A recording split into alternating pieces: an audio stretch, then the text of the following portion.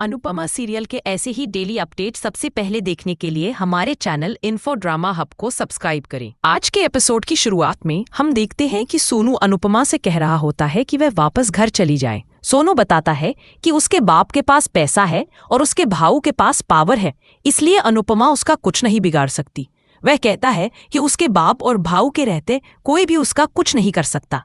अनुपमा चुपचाप उसकी बातें सुन रही होती है। सोनू आगे कहता है कि प्रकाश भाऊ ने उसे कहा है कि वह जिसे चाहे उसे गोली मार सकता है, और फिर वह अनुपमा को अपनी गन दिखाता है। दूसरी तरफ भाऊ राही के पास आता है, जिससे राही डर जाती है। भाऊ पानी भरकर पीने लगता है, जबकि अनुपमा डर से कांप रही होती है और उसे अपने बेटे समर की याद आने लगती है। तभी सोनू गिरजा को नीचे फेंक देता है। अनुपमा यह देखकर गुस्से में आ जाती है और सोनू को पकड़कर उसका गला दबाने लगती है। उधर देविका देखती है कि गिरजा नीचे लटक रही है, तो वह उसकी मदद के लिए दौड़ पड़ती है। अनुपमा गुस्से में सोनू से कहती है कि उसने उसके समर को मारा था। देविका अनुपमा को आवाज लगाती है कि गिरजा की मदद करो। दूसरी तरफ जसप्रीत भाऊ के साथ परी से टकरा जाती है। परी उससे पूछती है कि अनुपमा कहाँ है, तो जसप्रीत बताती है कि वह राही के कहने पर वहां गई थी, लेकिन राही का प्लान फेल हो गया। जसप्रीत परी को सब कुछ बताती है और कहती है कि अगर अनुपमा नहीं आई तो भाऊ राही को मार देगा। उधर सोनू भागने की कोशिश करता है, लेकिन अनुपमा उसे पकड़ लेती है।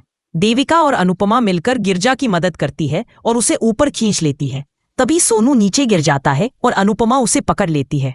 सोनू डर के मारे कहता है कि वह सारे गलत काम छोड़ देगा, बस उसे नीचे मत गिरने दे। अनुपमा गुस्से में कहती है कि तूने मेरी समर को मारा था, मेरा बच्चा तड़पा तड़प कर मरा था। कानून ने तुझे सजा दी थी, लेकिन तूने कानून को भी धोखा दिया। तूने न जाने कितनों की जान ली है, अब तू किसी की जान नहीं ले पाएगा। अनुपमा कहती है कि तेरे पापों की सजा अब तुझे मिलेगी। तूने मेरा बेटा छीना, अब तू किसी माँ की गोद नहीं उजाड़ पाएगा। सोनू रोते हुए सॉरी बोलता है और कहता है कि वह जेल जाएगा और अपनी बाकी सजा काटेगा, बस उसे जीने दे। अनुपमा जवाब देती है कि समर भी जीना चाहता था। तभी अनुपमा को समर की झलक दिखती है, जो उससे कहता है कि मम्मी, इस आदमी को जीने का कोई हक नहीं है। समर कहता है कि इस आदमी को सजा मिलनी चाहिए, क्योंकि इसकी वजह से उसका बेटा अपने बाप को देखने से पहले ही अनाथ हो गया। समर आगे कहता है कि इसकी वजह से वह अपनी माँ और परिवार से दूर हो गया, और फिर भी इस आदमी को न शर्म है न पछतावा। अगर यह जेल में होता तो गिरजा की जिंदगी बर्बाद नहीं होती। अनुपमा सोचती है कि अगर वह अब इसे छोड़ देगी तो ये फिर किसी की जिंदगी बर्बाद करेगा। समर कहता है कि उसे इंसाफ चाहिए और अनुपमा धीरे धीरे सोनू का हाथ छोड़ देती है। तभी भाऊ का फोन आता है। देविका बताती है कि भाऊ कॉल कर रहा है। भाऊ अनुपमा से कहता है कि सोनू को मारने की गलती मत करना, अगर सोनू को कुछ हुआ तो तुम्हारी बेटी राही जिंदा नहीं बचेगी। यह सुनकर अनुपमा हैरान रह जाती है और पूछती है कि राही कहाँ है। भाऊ बताता है कि उसकी बेटी भारती सबूत लेने आई थी और वह अब उसके पास है। अनुपमा सदमे में पड़ जाती है। भाऊ कहता है कि अगर उसे अपनी बेटी चाहिए तो वह सोनू को छोड़कर उसके पास आए। अनुपमा मजबूर होकर सोनू को ऊपर खींच लेती है। सोनू हंसने लगता है और कहता है कि जब तक उसके पास भाऊ है उसे कोई छू नहीं सकता।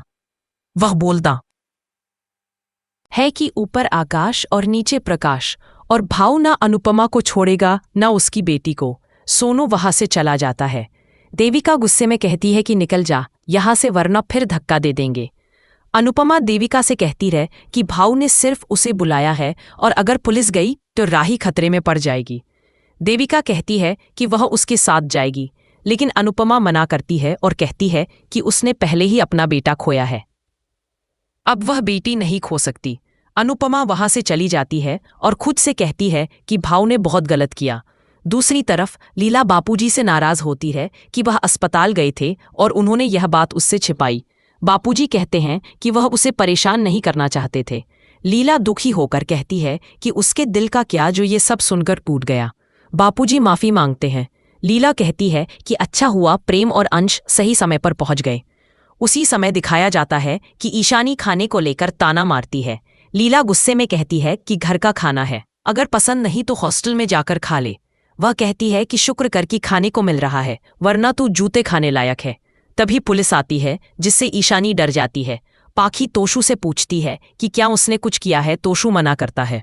पुलिस कहती है कि इलाके में चोरी की घटनाएं बढ़ गई हैं, इसलिए उन्होंने लोगों को अलर्ट करने और गली में सीसीटीवी कैमरा लगाने आए हैं। पुलिस चली जाती है। ईशानी के चेहरे पर डर साफ झलकता है। पाखी उससे पूछती है कि तूने कुछ किया है क्या। ईशानी मना करती है, लेकिन पाखी कहती है कि वह खुद इसके इंस्टीट्यूट जाकर पता लगाएगी। ईशानी शॉक हो जाती है। आगे मोतीबा और माही मंदिर में आते हैं और गौतम को ढूंढते हैं। पूछती है कि क्या गौतम सच में बीमार है या नाटक कर रहा है। मोतीबा कहती है कि जब तक वह उससे मिल नहीं लेती कुछ नहीं कह सकती। माही बताती है कि सुबह तक गौतम यहीं था, पर अब पता नहीं कहाँ गया। दोनों उसे ढूंढते हुए देखती हैं कि वह एक बुढ़िया को अपना खाना दे रहा है। मोतीबा यह देखकर शॉक हो जाती है और कहती है कि अब वह पता लगाएगी कि गौतम की यह हालत किसने की। उधर परी सबको बताती है कि राही की जान खतरे में है। सरिता कहती है कि उसे नहीं पता था कि भाऊ इतना नीच आदमी है।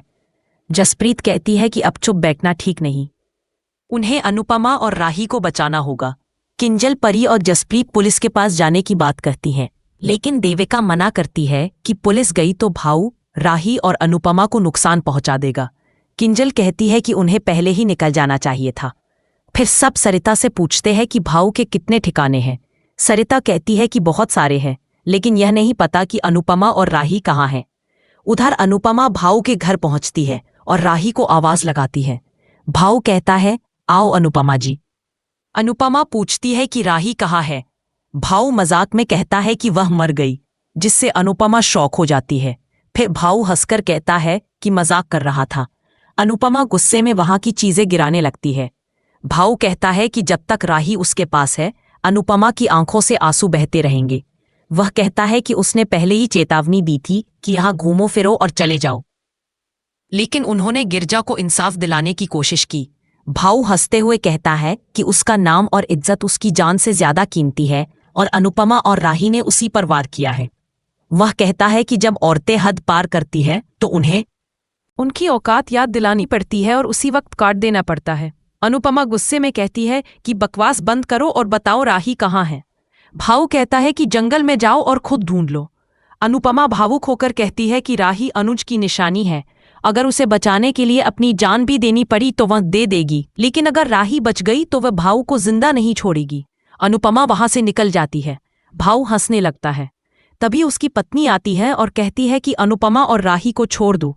वह वादा करती है कि दोनों यहां से चली जाएंगी। भाऊ गुस्से में उसे थप्पड़ मारता है और कहता है कि वह अपने काम से काम रखे। उधर अनुपमा जंगल में राही को ढूंढती फिरती है और यहीं आज का एपिसोड खत्म होता है। अगले एपिसोड के प्रोमो में दिखाया जाता है कि अनुपमा को राही का लॉकेट मिलता है और वह देखती है कि राही एक टनल के अंदर है। अनुपमा यह देखकर शॉक हो जाती है। वहीं भाऊ की आवाज आती है कि इस दशहरे को रावण के साथ अनुपमा और राही की चिता भी जलेगी। आज का एपिसोड आपको कैसा लगा, हमें कमेंट में जरूर बताएं और ऐसे ही अपडेट्स के लिए हमारे चैनल इन्फो ड्रामा हब को सब्सक्राइब करना न भूलें।